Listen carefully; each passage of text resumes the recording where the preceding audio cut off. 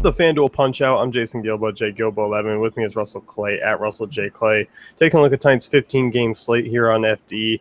Got ourselves a Coors game, but got ourselves plenty of other options that we can really target. Got ourselves a gutter war on our hands. I just wanted to say that. I've never said gutter war before. That's pretty intense, probably. I'm just gonna assume it's gonna be a fight between bums down in the gutter. I mean, is that? I don't know. I think that means there's no rules. I think that's what it means. Yeah. I guess I could see that. So, like, obviously you're down the gutters. You're going to use rats on sticks, things like that. Oh, yeah. And, yeah, probably a lot of spitting and toe stubbing and a lot of bad things you don't want to be around, you know? Yeah, I wouldn't be imagine. Around that, you know? No, yeah. I wouldn't imagine anything like that. Marlins and Pirates here first. Tom Kohler versus Garrett Cole. This one, I mean, as far as offense goes, I'm not really intrigued. I guess really kind of the same thing from where I stood on DraftKings is that Gregory Polanco is one of the options that I will certainly look at here at 3,400. Really reasonable price tags for him today, really on both sites from where he's been over the past. 5 years? The past 5? I thought you were going to say the past amount of years. But yes, no, I agree. Great price there. Definitely something you want to look for as he's probably batting cleanup. Tom Kohler, not afraid of him in terms of Polanco's price. So, yeah, I really like that play. Overall, though, you can't get me to stack the Pirates ever again, probably. No, I don't think you should. I mean, no. It's just more of the same. Yeah. I'm not really looking to use this lineup at all outside of Polanco. And even on the Marlins side, the tougher matchup here with those prices, it's just like I can find so many other guys better spots and in better ballparks than the Marlins bats there. Agreed. I think that's enough of the Marlins for 1 year. Just give up, Marlins. Yeah, just give up. Come back next year when you got Stanton healthy, and we'll treat you better. We'll talk again. Cardinals and Phillies next year. Adam Wainwright versus Adam Morgan. Obviously, Adam Morgan, one of the pitchers to really target here tonight. 375 WOBA to righties going back to last year. 1.99 home runs per 9. That Stephen Piscotty price at 3,500 is a sweet deal. Doggy. Yeah, sweet deal. Sweet barbecue. Piscotty at 35. That's cash written all over it. I like Tommy Pham at 2,400 too. That's a really nice price. Even Matt Carpenter, I think those two kind of open up the stacking option to stack the top three in that lineup. Molina at 29. I mean, man, they're just the difference between FanDuel and DK on a daily basis is just like, what the heck, DK? Can you just lighten up a little bit, man? It really is. And, I mean, as you mentioned, these guys in the back half of the lineup have pretty solid prices. I mean, Peralta, Jerko, Grichuk. Because Morgan's so bad against righties, it's like I don't mind diving into basically any right-handed bat in this lineup. Great ballpark there to hit in as well, friendly for righty power. So I like the Cardinals quite a bit as a stack and really just a cash game team in general. Definitely, and even these prices for the Phillies make it at least interesting to look through, whereas on DK they were priced up like they were playing, Adam Morgan. But Odubel Herrera at 28 is someone I might look at in a tournament. I'm still not in on the Phillies by any means. I still like Wainwright, but Odubel Herrera at 28 is someone I'm definitely looking at. Yeah, him and Franco are always kind of the ones who are worth looking GPPs because they really can separate you from the pack. You can definitely give them a look just because you are going to catch them in single-digit ownerships tonight. Yeah. Astros and Orioles here next. You got Wade Miley versus Colin McHugh. Some of these prices I like quite a bit here on this Orioles side. You look at McHugh, who's been pretty average against righties going back to last year. 3.36 WOBA. The Adam Jones price tag is a lot more friendlier here, and obviously Trembo kind of sits in a similar aspect. I don't mind those two right-handers, and I don't even mind a Chris Davis and GPPs. Yeah, nice tournament lineup for sure. And with these prices, at least Davis and Trumbo sort of swerving into cash game play. He kind of kind of like cut me off on the highway, but I'm like, all right, Trumbo, you're in. Like, I'll let you come in. Just go. I'll get in the right lane. You had like, you had breakfast in bed, like you easily Having a worked your good way out the morning. door. Yeah. And then I get on the highway and Trumbo's just swerving in front of me, like got somewhere to be. And I'm just like, you know what? All right. You're in cash game play. Let's be reasonable here. Yeah, well, he's heading to Camden Yards. That's where he's going. Yeah. So he's ready to smash Colin McHugh. So yeah, 34 for him. Chris Davis, obviously just a tournament guy, but certainly has high upside tonight. Yep, definitely. And Machado, kind of an interesting pivot off of Chris Bryant there if you're looking to pay up at third base. Yeah. I mean, not even a pivot. I mean, it's an $800 difference. It is a pivot though. It's like an NBA pivot where you can pivot once, like pick up your pivot foot and pivot again. Yeah, that's kind of what that is. You kind of cheated a little bit, but it's not cheating because they changed the rules. As far as Houston goes, I mean, some of these bats are priced up. I mean, we talked about Miley. I mean, he's oddly pitched well in Baltimore. I mean, coming over from Seattle, I didn't really expect him to pitch well in the AL East, but he's done an okay job so far. Still overall not a good arm, and I still feel comfortable using guys like Springer, Altuve, Correa, and Gaddis against him. I think those are friendly options, and I don't even mind an Alex Bregman at 2,900, just given that he's a better price here on FanDuel. Yeah, I don't mind that either. I actually like the Astros tonight, so I'm not buying the Miley hype the Miley propaganda you're throwing out here, like the New York Post or something. Hey, I said he was bad. I didn't say he was a good arm. I'm just saying he's surprisingly been good in Baltimore. Kind of like how, I don't know. I got nothing. Oh, okay. Sorry. Yeah, how pineapple cottage cheese is good. Kind of like that. Ugh, cottage cheese is disgusting, man. You're wrong. Bad take. So I like the righties in this lineup quite a bit. Gaddis at 3 is something I'm definitely intrigued by. Correa at 39, Springer at 39. I mean, obviously they kind of haven't been what we wanted them to be this year, but looking at the long-term splits, I really like them in this matchup. Yeah, I definitely do too, especially in that ballpark there. Rangers and Rays next here. Cole Hamels versus Matt Andrees. And in this game, for me, I don't like it all. Obviously the Rangers bats, there are a couple cheap guys like a Beltre and Beltran that are fine profile as well. But overall, I'm not really intrigued just given the fact that the ballpark. I'm not really intrigued given the fact that they are around some other guys that we like a little bit more. It's just kind of this game's a stay away for me here on FanDuel. Yeah, I like Profar's price more on DK, obviously, because it's the same. So I think that's what you're looking at there. I like Hamels against this Rays lineup. Let's just brush by this one. That's pretty simple.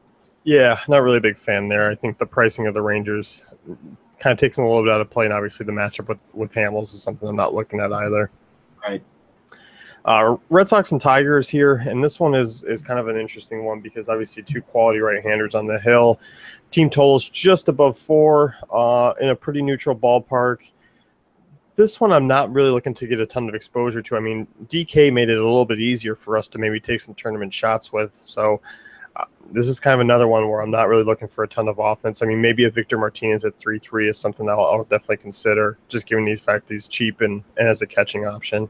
Yeah, some of these guys in this game are actually cheaper on DraftKings than they are on FanDuel. So that's always a sign that something's getting a little wonky here. So, yeah, I'm not really looking at this matchup much either. Yeah, I mean, I guess if you want to toss someone out, it's basically V. Martin and maybe even a J.D. Martinez. I think that's about it for me. Yeah, those are fine for sure, especially Victor Martinez. I like that price. Yeah, definitely. Dodgers and Reds next here. Bud Norris versus Tim Adelman. And the Reds' prices are certainly much more reasonable in terms of Billy Hamilton and Joey Votto, especially Billy Hamilton. And you look at Bud Norris since last year, 382 WOBA, 1.71 home runs per 9. I definitely could see myself using Hamilton and Votto here more often than I did over on DraftKings. Yeah, what about getting goofy with like a Hamilton Votto Schebler stack? I kind of like that. That's fun. That's fun, and it's not killing you. Yeah, that's fun. That makes me feel young and rejuvenated. I mean, Doing something like that. Like, great matchup ooh. against Norris. I mean, great ballpark to hit in. Yeah, it's a tournament move, but yeah, I still like those three. So certainly something to look at. And I mean, we're just going all in with this Dodgers group here, right? Yeah, I mean, it's hard not to like these and like these prices much more. I mean, Seager's still your only real pay up option, while everyone else is in a really, really nice price zone. I mean, you look at Turner right there at 3.5. That's certainly intriguing. Same thing with Josh Reddick, Adrian Gonzalez, Grandal. Much more easier prices to kind of accommodate there, and obviously a great matchup against Edelman in that ballpark. Yeah, I'm definitely all aboard the Dodger train there. Yeah, I don't care what Josh Reddick's done at this point if he's going to be 3,400 in this matchup. So you just throw him in. A lot of these guys are cash game viable. Even Chase Utley, we were talking about how we didn't really like the price on DK. Different story here for sure. It definitely is. I mean, this is something that 3,100 is much more reasonable compared to, I believe, the 45 that he was on DraftKings. But yeah, in this game, I mean, I think Dodgers come in as one of the top offenses to certainly target. Mm-hmm. Blue Jays and Indians next here. Francisco Liriano versus Trevor Bauer. And as far as the Blue Jays side of things go, Bauer's obviously not the most cleanest matchup for some of these right-handers, but there is some definite potential. I'm okay with the Devin Travis. I mean, basically for me, it's just the top three. Travis Donaldson, Encarnacion, as far as one-off GPP moves. I'm not really looking to stack. It's just more of a one-off GPP type option. Yeah, and I mean, we'll see with Donaldson, but if he's out, I'm okay with Saunders at 33. But yeah, I agree. This Blue Jays lineup doesn't have as much appeal as I want it to, I don't think. Now, in Bauer's, I mean, Bauer's obviously a guy who can be up and down at times, but, you know, it's not like it's the perfect matchup for the Jays either. Right. As far as the Indians go, I mean, obviously Liriano has struggled this year. And looking at some of these right-handed bats, I mean, Rajai Davis, Brandon Guyer are the two notable differences that I see from over on DraftKings as far as pricing goes. And even Napoli's not all that bad. I mean, those are probably the three guys I'd only really look to use just on a full slate. Though it is, all these guys are much more in play here. On DK, it's like, oh, I'm really forcing this with these prices, but this is pretty comfy. I like Rajai Davis as a cash game guy. Obviously, Liriano hasn't pitched all that great this year, so I like him, and I like Napoli. And yeah, like you mentioned, Guyer's a nice value. Yeah, it is. And in this game, I mean, alone, you know, obviously two focal offenses in the league, but it just kind of looks like, oh, this is just a tournament option type game for most of those guys. Right. Nationals and Braves next here, and you got Tanner Roark for Julio Teheran. And as far as the Nationals go, I mean, I'm only looking at two people. That's Murphy and Harper, and I'm not even looking at them as high exposure guys. It's maybe 10 lineups, and I'm putting them in one or two. Just because Teheran has struggled with lefties throughout his career, and that's about it. I don't feel like I need to kind of dive into a Trey Turner or Worth or Ramos or Rendon or anyone like that tonight. I totally agree. Murphy, Harper, and log out, as I say. That's simple. And Freddie Freeman, we already talked about this on DraftKings, actually, but Freddie Freeman, 35, much more viable, potential cash game guy for me in this matchup. Yeah, definitely an agreement. I mean, Freeman's certainly much more of a solid play here on FanDuel, given the price of 3,500. Certainly one of those kind of mid-range first baseman options you feel comfortable throwing in. And while Roark isn't a great matchup, it's more average than anything. It's not a bad one either. So Freeman's certainly able to handle this one. Tough to get behind the rest of this lineup, though. Yeah, it definitely is. Freeman's really the only viable option I see I could potentially use. Yep. A's and White Sox next year, James Shields versus Kendall Graveman. This one is a really solid game for me for value, just with two guys who, I mean, really just struggle. You look at Shields, I mean, basically has been struggling for most of the season, especially in Chicago. He really does open doors for Stephen Vogt, Coco Crisp, Chris Davis. I mean, I certainly don't mind those guys there. Invoke, I mean, is a cash game catcher for me. Yeah, I mean, pretty easily there for me. I look at that price and I say, all right, let's stack him with Chris Davis and not log out, and let's keep looking at this lineup. So I mean, I think Valencia's in play. I think even a Coco Crisp is in play. I think that top 4 stack is really intriguing. I don't know if I want to dip down into the value. Maybe a Jake Smolinski at the end of the lineup there, but I mean, overall, I like this game in general. You look at the White Sox for a second here. Morneau, once again, really reduced price for the matchup there. Jose Abreu, really nice price as well. So I like those guys quite a bit. Yeah, I do too. And you look at Shields, I mean, 1.38 home runs per 9 righties since last year. Lefties, 1.82 home runs per 9. So obviously that puts, as you mentioned, Valencia and Chris Davis from the right side, Crisp and Vogt from the left. Very solid numbers to kind of go after, especially in that ballpark. Mm-hmm. As far as the White Sox go, I mean, I do like some of these bats here because you look at Graveman, who does struggle on the road. He does struggle against righties on the road, but more so lefties overall. I like Adam Eaton's price. I like Melky Cabrera. As you mentioned, the bully, Justin Morneau there. Yes. Certainly all in play, and even a Jose Abreu I'm going to be looking at, who's been really solid in the second half. Yep. He's certainly turned it around. Kind of like we were waiting on, and then I gave up on him. I gave up. I said, I'm done with you, sir. And he reels me right back in. So that's where we're at with that. I'm back to using him. But yeah, I mean, even Todd Frazier a little priced up. I still like that matchup. So overall, love this game. Tons of way to go there. Yep, I definitely agree with you. Even Frazier's nice addition. So I think overall 1 through 6 is all certainly playable there. Yep. Twins and Royals next year, Jose Barrios versus Edson Volquez. And this one kind of feels a little bit similar for me as it did on DraftKings, except I don't mind, I guess, a couple of Twins here. Still a Max Kepler at that price is certainly okay to use.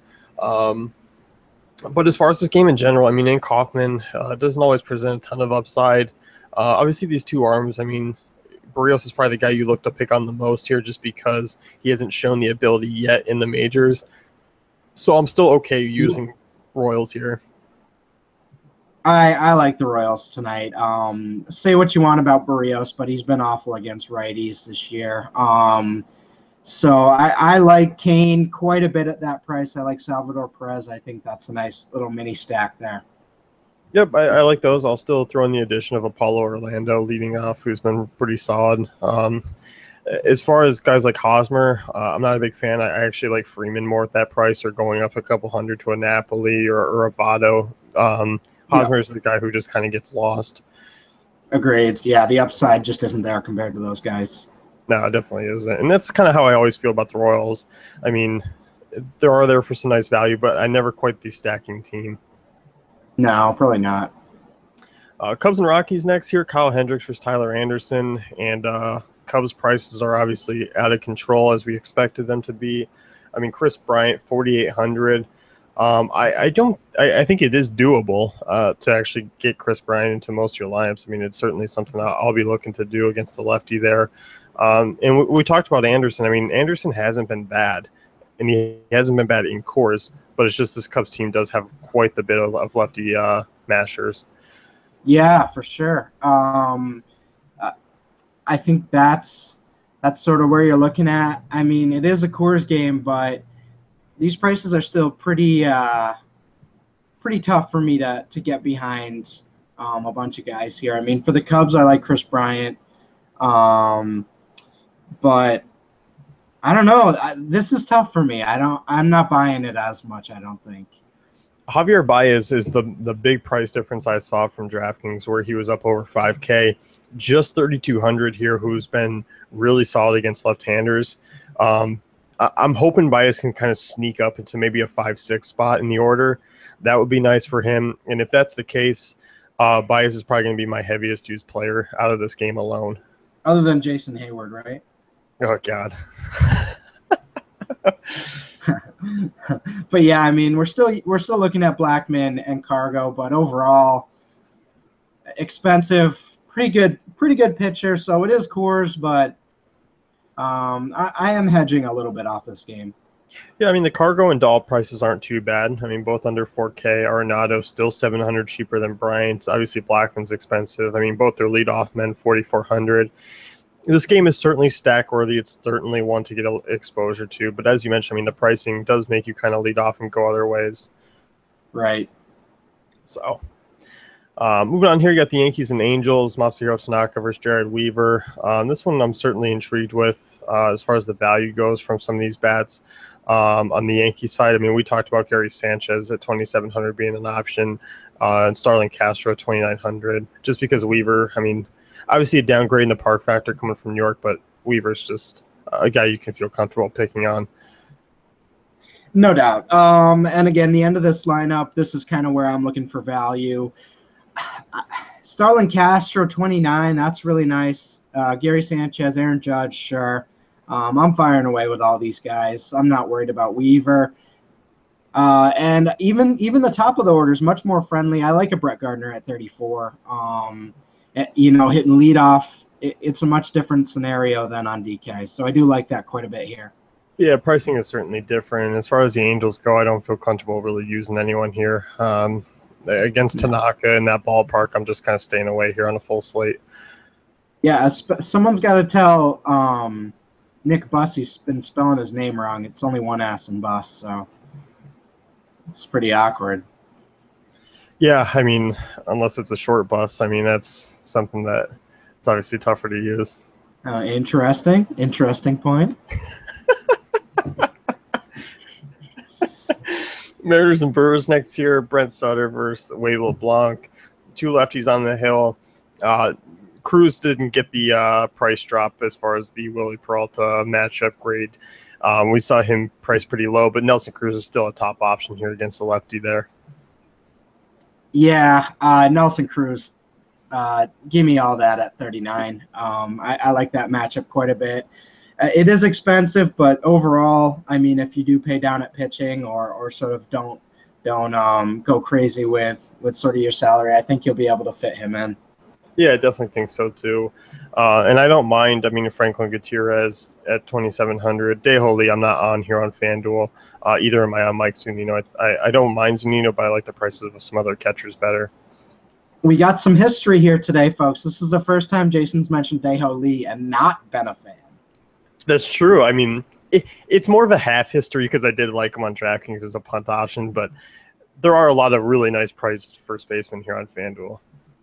You have a secret crush that you don't tell anyone about on Dae-Ho Lee, and you always ring him up, and you're like, he's not bad. Like Russ, like I might want to ask this girl out at some point, and I'm like, dude, do you, man? Like, go for it.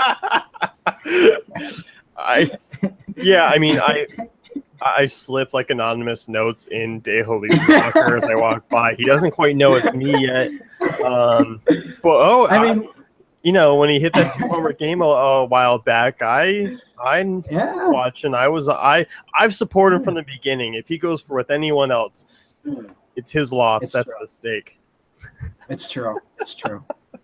But getting to the Brewers here, I like Ryan Braun. I like Chris Carter as tournament guys. Orlando Arcia, obviously, been the value guy we've been sort of looking at for a while here. So that's kind of the three I'm looking at to pick from in that lineup. Yeah, I'm certainly okay with him in GPPs, as you mentioned. I mean, you look at Wade LeBlanc in limited time has not been good against righties. Hasn't really shown a lot of ability that gives me confidence that he can turn things around either.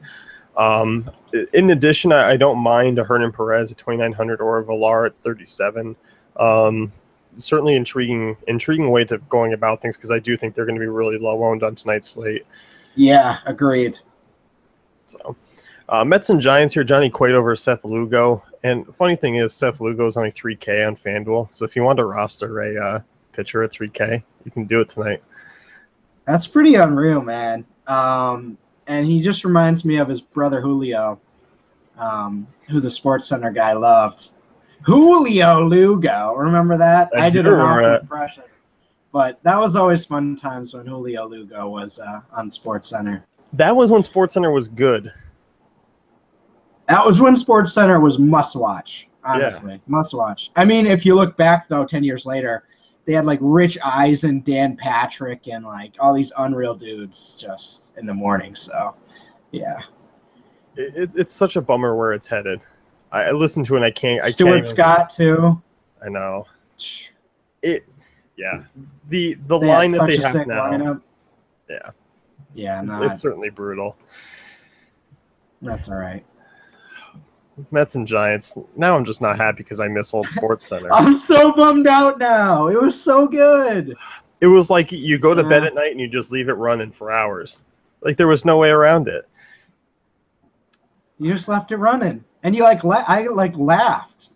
I would laugh during Sports Center because of the jokes and stuff. Now it's like you get to these guys and it's like all they're doing is just yelling and like I don't know. It's like they're just trying to attack these guys sometimes. It's crazy. And it's all very hot takey now. It's all about the takes, which gets page views, but doesn't get my views. That's for sure. I've dropped out. I've dropped out of ESPN and Sports Center. Yep. I'm out.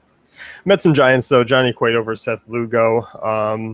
As far as some of these Giants prices go, I liked them a little bit more on DraftKings. Not because they're bad here, but because there's still guys priced around them that I like much better.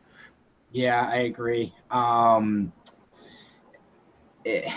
This game in general kind of gives me the willies, but I can see using some Giants bats here. Brandon Crawford, I don't mind a 3K at shortstop. I think that's an okay price for him in a reasonable spot. He's a GPP guy for me. Yeah, definitely. And Belt as well at 34, but that's still getting up there, especially with some of the names we mentioned earlier on. Yeah, definitely. And as far as the Mets go, I don't feel any need to really go about attacking Cueto. Not that Cueto's been the most consistent guy of late, but it's the matchup on a 15-game slate I don't need to dive into. Agreed. So, Diamondbacks and Padres, Jared Kozar versus Zach Greinke. I'm not really looking to use Padres here. Greinke's been better away from home. Obviously, you wouldn't have known that with his last start, but different offense there in Fenway Park with the Sox. I expect him to rebound and have a solid game here against the Padres. Yep, absolutely. Now, Goldschmidt here is a little more intriguing to me. He's a little more realistically priced. It's still expensive, but he's definitely more in play here for me than on FanDuel. And I love the Jake Lamb price, obviously. That's borderline probably a cash game option for me. I do certainly feel that the Diamondbacks are much better priced here. I think Segura is much more reasonable at 3,600. Same thing with Yasmani Tomas. Segura and Tomas have both been red hot. I mean, this offense is starting to kind of come back around. And obviously, the park is certainly a downgrade. But, I mean, on the slate, I think they're going to get completely lost, and it is a decent matchup there against Kozart, who really hasn't been good against righties. Right, exactly. So, yeah, I think that lineup's much more in play here. Yep, definitely agree. Let's kind of wrap things up with the FanDuel Punch-Out. Be sure to check out dailyfantasycafe.com with all our great tools and content.